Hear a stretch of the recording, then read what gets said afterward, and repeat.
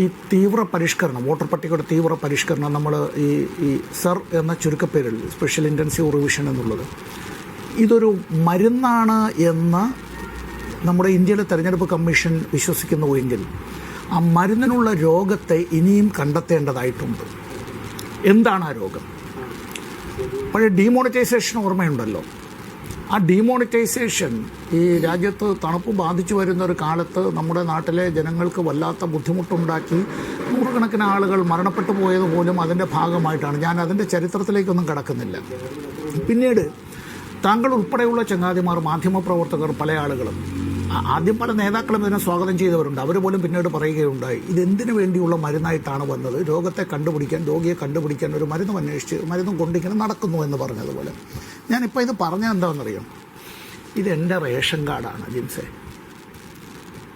എൻ്റെ വീട്ടുകാരിയുടെ, എൻ്റെ സഹധർമ്മിണിയുടെ, സാധാരണ അങ്ങനെയാണല്ലോ, നമ്മുടെ ഗൃഹനാഥയുടെ പടമാണല്ലോ റേഷൻ കാർഡിൽ അച്ചടിച്ച് വയ്ക്കുക. ഇതൊരു സ്വകാര്യ ഡോക്യുമെൻ്റൊന്നും അല്ലാത്തത് കൊണ്ട് ഞാനിത് കാണിച്ചതാണ്. ഈ റേഷൻ കാർഡിലെ എൻ്റെ കുടുംബാംഗങ്ങളായിട്ടുള്ള 4 പേരുടെ പേര് ഇതിനകത്തുണ്ട്. അവസാനത്തെ പേരാണ് എൻ്റെ പേര്. ആദ്യത്തെ പേര് എൻ്റെ ജീവിത പങ്കാളിയുടെ, എൻ്റെ സഹധർമ്മിണിയുടെ പേരാണ്. രണ്ടാമത്തേത് എൻ്റെ മകളുടെ പേരാണ്. മൂന്നാമത്തേത് ഇപ്പോഴും പ്രായപൂർത്തിയായിട്ടില്ല, എൻ്റെ മകൻ്റെ പേരാണ്. നാലാമത്തേത് ഈ ഗൃഹനാഥൻ ഞാനാണ്. അപ്പോൾ എൻ്റെ പേരാണ്. എൻ്റെ തൊഴിൽ പൊതുപ്രവർത്തനമായിട്ടാണ് ഇതിൽ എഴുതിയിട്ടുള്ളത്. ഇതിൽ എൻ്റെ മകൾക്ക് ഇപ്പോഴും വോട്ടില്ല. ഒന്ന് ആലോചിച്ച് നോക്കണം. എൻ്റെ മകൾക്ക് 2002 പ്രായപൂർത്തിയായില്ല എന്ന് പറഞ്ഞാൽ ശരി, അത് മനസ്സിലാകും. എൻ്റെ മകൾക്ക് വോട്ടില്ല. ഇവിടെ എൻ്റെ മകളുടെ വോട്ടർ പട്ടികയിൽ പേര് ചേർക്കാൻ വേണ്ടി കൊടുത്തതായ ഫോറത്തിൻ്റെ കോപ്പിയാണിത് ഞാൻ ഈ കാണിക്കുന്നത്. ഇത് എൻ്റെ മകൾക്ക് വോട്ടർ പട്ടികയിൽ പേരില്ലാത്തത് കൊണ്ട് അങ്ങനെ ചേർക്കുന്നതിന് വേണ്ടി കൊടുത്തത്. ഇതെല്ലാം വെച്ച് കൊടുത്തിട്ടും ഇപ്പോഴും എൻ്റെ പുത്രിക്ക് വോട്ടില്ല. നമ്മളിപ്പോൾ ഈ ചർച്ച ചെയ്യുമ്പോൾ ആരെ വെട്ടിമാറ്റാനാണ്, എന്തിനു വേണ്ടിയാണ് എന്നുള്ള ചോദ്യങ്ങൾ വളരെ കേരളം പോലുള്ള സംസ്ഥാനത്ത് ഒരലിന്റെ സങ്കടം മദ്ദളത്തോടെ എന്ന പോലെയാണ്. എൻ്റെ വീട്ടിൽ 4 വോട്ടുണ്ട്. വോട്ട് ചെയ്യാൻ പ്രായപൂർത്തിയ ആളുകളുണ്ട്. 4 പേർക്കും കരട് പട്ടികയിൽ വോട്ടില്ല. ഞങ്ങളും ഫോറം പൂരിപ്പിച്ച് നൽകിയതാണ്.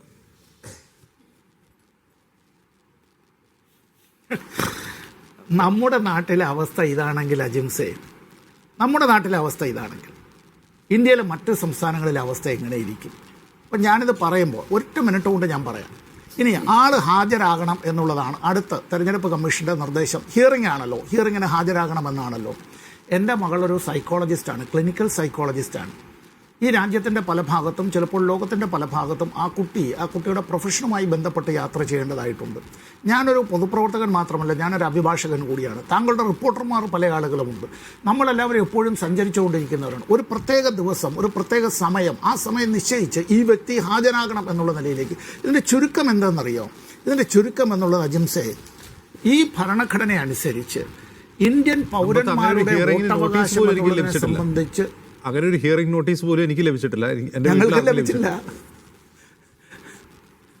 ഞങ്ങൾക്ക് ലഭിച്ചിട്ടില്ല. ഇപ്പോൾ തെരഞ്ഞെടുപ്പ് കമ്മീഷൻ പറയുന്ന കണക്കനുസരിച്ച് 24 ലക്ഷം പേര് പുറത്താണ്, കേരളത്തിലെ തന്നെ.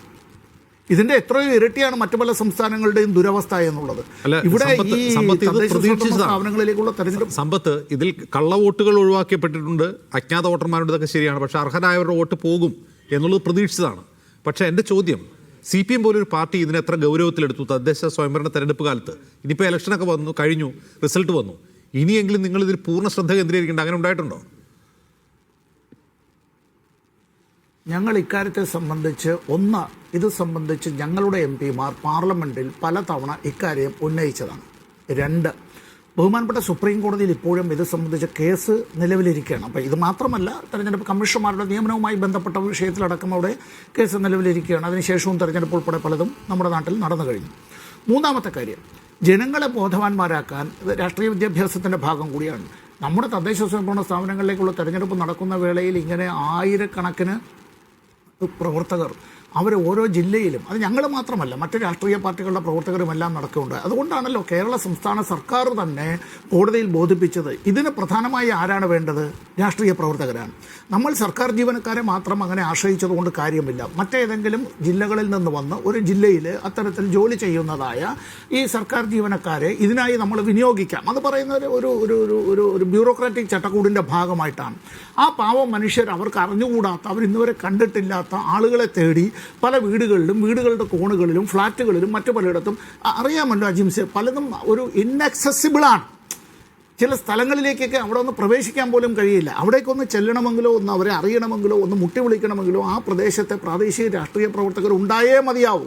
രാഷ്ട്രീയ പ്രവർത്തകരെ, രാഷ്ട്രീയ പാർട്ടികളെ എത്ര അടച്ചാക്ഷേപിക്കുന്നവരും ഒരു കാര്യത്തിൽ യോജിക്കുന്നത്, ആ രാഷ്ട്രീയ പാർട്ടികളുടെ പ്രവർത്തകരെയാണ് നമുക്ക് പെട്ടെന്ന് ആശ്രയിക്കാനായി കഴിയുക.